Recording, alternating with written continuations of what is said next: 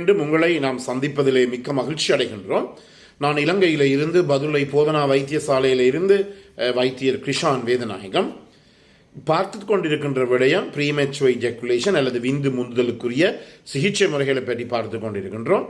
வெளிய நண்பர்கள் தொடர்பு கொள்ள விரும்பினால் 0094 777 35 62 45 மூலம் தொடர்பு கொள்ள முடியும்.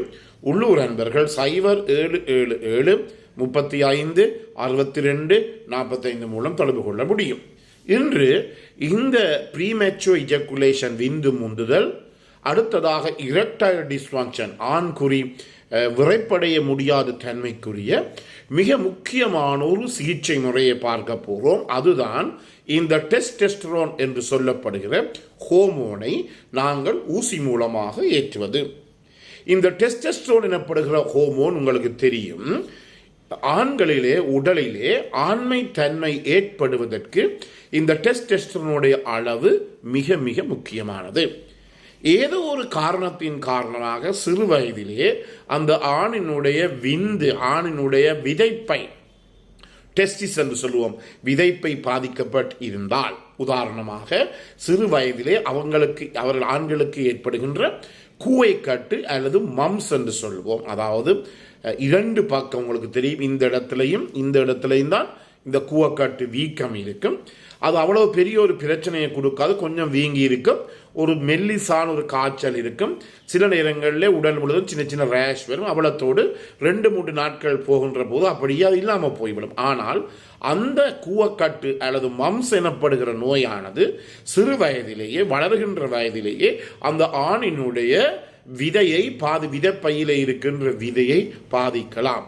அந்த விதையில் இருக்கின்ற விதைப்பையில் இருக்கிற விதையை பாதிக்கின்ற போது என்ன நடைபெறும் என்றால், அந்த விதைப்பையிலே இருக்கின்ற இந்த டெஸ்டெஸ்டரோன் ஹோமோன்களை சுரக்கின்ற அந்த கலங்கள் எல்லாம் இறந்துவிடும். எனவே அந்த ஆணினுடைய டெஸ்டெஸ்டரோனுடைய அளவு இரத்தத்திலே குறையும். அதே போல பல நோய்கள், பல வைரஸ் காய்ச்சல்கள், உதாரணமாக வைரஸ் காய்ச்சலாக சைட்டோமெகலோ வைரஸ் போன்ற வைரஸ்கள், அடினோ வைரஸ் போன்ற வைரஸ்கள் சிறு வயதிலேயே பிள்ளைகளுக்கு ஏற்படுமாக இருந்தால், இந்த வைரஸ் கிருமி தொற்றின் காரணமாக கூட ஒரு ஆணினுடைய இந்த விதைகள் பாதிக்கப்பட்டு அதன் மூலமாக அந்த ஆணினுடைய இரத்தத்தில் இருக்கிற டெஸ்டெஸ்டரோனுடைய அளவு குறையும். சில பேர் உங்களுக்கு தெரியும், நாங்கள் சொல்லுவோம் ஷீமேல் என்று சொல்லுவோம். சாதாரணமாக பாவிக்கின்ற ஒரு பெயர் என்னென்று சொல்லுவோம், அவர்களை நாங்கள் ஷீமேல் என்று சொல்லுவோம், அல்லது திருநங்கைகள் என்று சொல்லுவோம், அல்லது பைசெக்சுவல் பீப்புள் என்று சொல்லுவோம். இவர்களுக்கு முக்கியமாக என்ன பிரச்சனை ஏற்படுகிறது என்றால், அவர்களுடைய இரத்தத்திலே இருக்கின்ற டெஸ்டெஸ்டரோனின் அளவு குறைவடைகிறது. இந்த டெஸ்டெஸ்டரோனுடைய அளவு குறைவடைறதுக்கு 2 காரணம் இருக்கும்.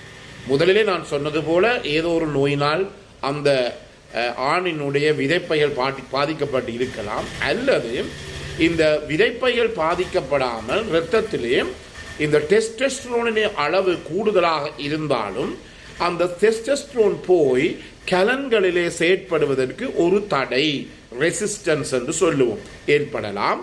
அல்லது இந்த டெஸ்டெஸ்டரோன் உள்வாங்குவதற்குரிய கலங்கள் இருக்கிறது, அதை நாங்கள் ரிசப்டர்ஸ் என்று சொல்லுவோம், அந்த ரிசப்டர்ஸின் அளவு குறைவாக இருக்கலாம். இவ்வாறு பல காரணங்கள் ஒரு ஆணினுடைய உடலிலே இந்த டெஸ்டெஸ்டரோன் குறைவதற்கும், அதே நேரத்திலே டெஸ்டெஸ்டரோன் சரியான அளவில் இருந்தாலும் கூட அதனுடைய தொழில்பாடு தடுப்பதற்கும் பலதரப்பட்ட காரணங்கள் இங்கு சொல்லப்படுகிறது. எனவே இந்த டெஸ்டெஸ்டரோன் குறைகின்ற போது உங்களுக்கு தெரியும், திருநங்கையாகவோ அல்லது ஷீமேலாகவோ அல்லது நாங்கள் சொன்னது போல அந்த பைசெக்சுவலாகவோ அவர்கள் மாறக்கூடிய தன்மை ஏற்படுகிறது.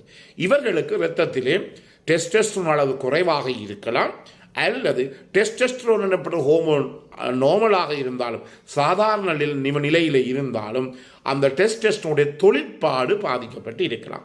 இது மிகவும் முக்கியமானது. உங்களுக்கு சரி, சில ஆண்களை பார்த்தால் அவர் பெண்களைப் போலத்தான் அவர்கள் நடப்பார்கள். முக்கியமாக ஏன் அவர்களுடைய உடலிலே இந்த டெஸ்டெஸ்டரோனுடைய அளவு குறைவடைகிறது, அல்லது டெஸ்டெஸ்டரோன் தொழிற்பாடு குறைவடைகிறது. கொஞ்சம் கொஞ்சமாக பெண்களை மேலே ஒரு குரல் கூட ஆணினுடைய குரல் போல இல்லாமல், தடிப்பாக இல்லாமல் மெல்லியதாக போய்விடும். பிற இந்த ஆண்கள் என்ன செய்வார்கள் என்றால், கூடுதலாக யாருடன் போய் இருப்பார்கள், பெண்களுடன் போய்த்தான் இருப்பார்கள். ஆண்கள் பக்கத்தில் இருப்பதற்கு அவர்கள் விரும்பவில்லை. அண்மையிலே கூட நான் ஒரு மாணவனை சந்தித்தேன். அவர் எப்போதும் பெண்களுடைய பக்கத்தில் போய்த்தான் இருப்பார். காரணம் என்ன? அவருடைய ரத்தத்தில் இருக்கின்ற இந்த டெஸ்டோஸ்டெரோன் அளவு கொஞ்சம் கொஞ்சமாக என்ன செய்து கொண்டு வருகிறது?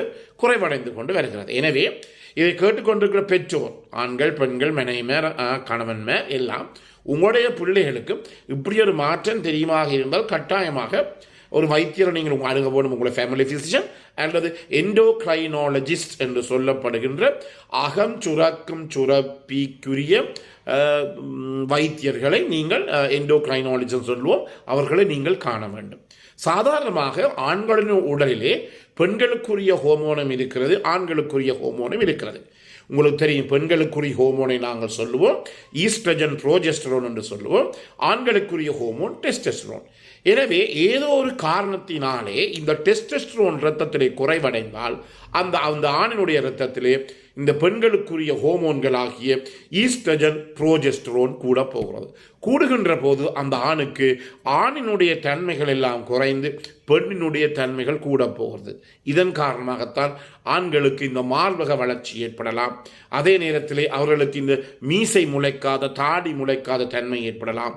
அல்லது கூடுதல் அவர்கள் பெண்களை பற்றித்தான் பெண்களுடன் சேர்ந்திருக்கின்ற ஒரு மனநிலை, ஒரு மென்டாலிட்டி என்று சொல்லுவோம், மனநிலை ஏற்படலாம்.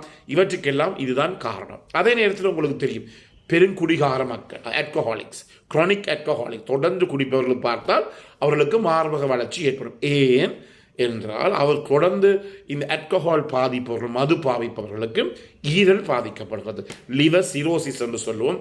ஈரல் முழுவதும் நார் பகுதிகளினாலே, ஃபைப்ரோசிஸ் என்று சொல்லுவோம், நாரினாலே மாற்றப்படுகின்ற போது இந்த ஈரலிலே தான் எல்லா ஹோமோன்களும் வருகின்றது, உடைக்கப்படுகிறது. என்றபடியினால் என்ன நடைபெறுகிறது என்றால் இவருக்கு டெஸ்டோஸ்டெரோனுடைய ஹோமோன் குறைவடைகின்ற போது ஆட்டோமேட்டிக்காக அவர் ரத்தத்தில் இருக்கிற ஈஸ்ட்ரஜன், ப்ரோஜெஸ்டரோன் இருக்கிறபடினாலே அவர்களுக்கு இந்த மார்பக வளர்ச்சி வருகிறது. எனவே ஈரல் பாதிக்கப்பட்டவர்களுக்கு இந்த பிரச்சனை ஏற்படக்கூடியதாக இருக்கிறது. எனவே நாங்கள் முக்கியமாக கவனித்துக் கொள்ள வேண்டியது, இந்த நிலைமைகளிலே நாங்கள் என்ன செய்வோம்?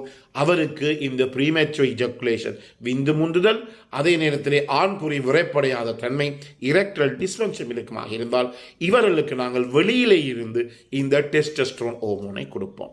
சில பேருக்கு அவர்களுடைய சுக்கில பாயம், விந்தை நாங்கள் சோதித்து பார்த்தால் உங்களுக்கு தெரியும், ஏறக்குறைய எங்களுடைய 201 முறை பெண்ணுடன் நாங்கள் தொடர்பு கொள்ளும் போது ஏறக்குறைய 20-30 கோடி விருந்துகள், அதாவது 200 மில்லியன்லேருந்து 300 மில்லியன் விந்துக்கள் 1 மில்லிலீட்டரில் இருக்க வேண்டும். இது விந்துக்கள் உருவாவதற்கு என்ன அவசியம்? டெஸ்டோஸ்டெரோன் எனப்படுகிற ஹோமோன் அவசியம். எனவே டெஸ்டோஸ்டெரோன் ஹோமோன் குறைவடைகின்ற போது விந்துகளுடைய எண்ணிக்கை குறையும். எனவே ஒரு ஆணுடைய விந்தை அல்லது சுக்கில பாயத்தை நாங்கள் பரிசோதித்து அதன் மூலமாக அதிலே விந்துடைய அளவு குறைவாக இருந்தாலும் கூட நாங்கள் அவர்களுக்கு இந்த டெஸ்டோஸ்டெரோன் ஊசியை மருந்தை நாங்கள் ஊசி மூலமாக ஏற்றலாம். எனவே இந்த நிகழ்ச்சி பிடித்திருந்தால் மற்றவர்கள் கட்டாயம் அறிமுகப்படுத்துங்கள், ஷேர் பண்ணுங்கள், லைக் பண்ணுங்கள், மறக்காமல் அந்த மணி சின்னத்து பெல் சைனை அமர்த்தி சப்ஸ்கிரைப் பண்ணுங்கள். பிறந்திருக்கின்ற நாள் உங்கள் அனைவருக்கும் இனிய நாளாக அமையும். அனைவருக்கும் பொதுவான இறைவனை வேண்டி விடை பெறுகிறேன். நன்றி, வணக்கம்.